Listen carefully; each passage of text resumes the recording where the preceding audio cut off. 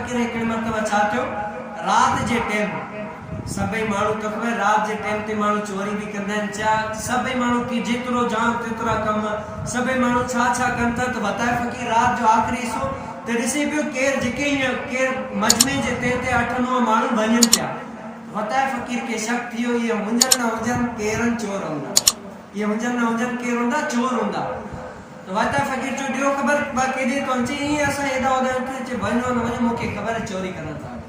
छा आहे चए ना बा फतासी हिननि मां छा कयो बा एॾी कोन था चए ना बा मूंखे बि वठी हलो न त जेको आहे आउं जॾहिं बि अॼु अगरि चोरी का थिए अव्हां जा नाला खणी खणी ॿुधाईंदुसि फलां फलां जेके आहे चोरी करंदे। हिन मां चरे मां फसी वियासीं, हाणे नथा वठी वञो असांजो पोल ज़ाहिर करियो। चए थो बसि शर्त हिकिड़ो हल भले लेकिन छा का हरकत न कजो जंहिंसां करे असां फसी वञूं, छा का अहिड़ी हरकत न कजो जंहिंजे करे असां फसी वञूं। न न ऐं असां चोरियुनि में गॾु आहियूं। वताये फ़कीर हे सभई विया चोरी करण जे लाइ। जीअं की घर में विया तो ख़बर है रात जो टाइम है, अॻे माण्हू राति देर सां मानी खाईंदा हुआ।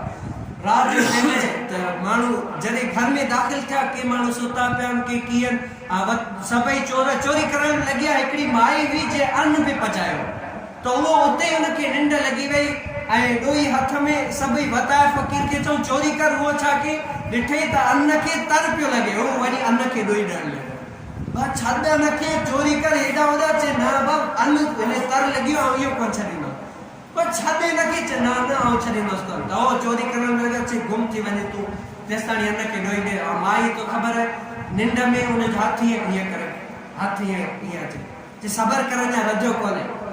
ॿी मरतबा आयो चए सबर कर रजो कोन्हे। टे मरतबा चए नेठि कोन मुड़ंदी।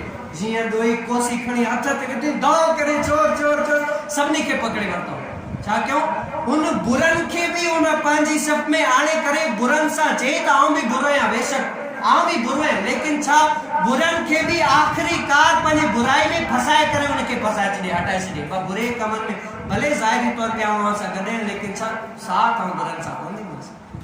जीअं बि हुजे बुरन सां साथ कोन्हे त पंहिंजी सोबत अहिड़ी आहे। अव्हां अगरि सुठनि सां वियो ख़राबनि सां वियो, ख़राबनि सां वेही करे बि उन्हनि खे करीब आणे करे सुठो बनायो। तव्हांजो कमाल इहो आहे अगरि आलिम सां के उलमा सां पीर मुर्शिद सां ताल्लुक़ आहे लेकिन छा बुरनि सां वेही करे वरी बुराइयुनि में पई आहे त पोइ अव्हां ते उन आलिम या पीर मुर्शिद जी सोबत असर अञा ताईं न कयो आहे। एतिरो आलिम जी सोबत तव्हां ते असर न कयो जेतिरो हुन बुरे जी बुराई तव्हां ते असर कयो। पंहिंजी सोबत खे बि सुठो बनाइणो आहे ऐं पाण खे वेही करे कंहिंसां अल्लाह वारनि सां वेही करे सुठो बनाइणो।